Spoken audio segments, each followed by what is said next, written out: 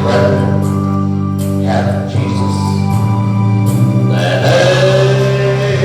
anything this world affords today.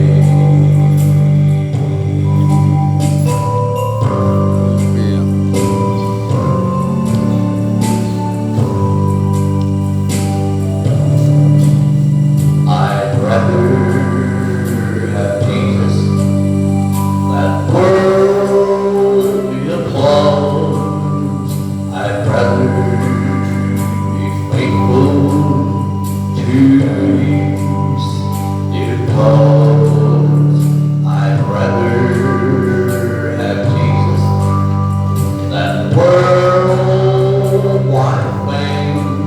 Yes, I'd rather be true to His holy name than to be the king of the first domain and be held in Satan's strength's way.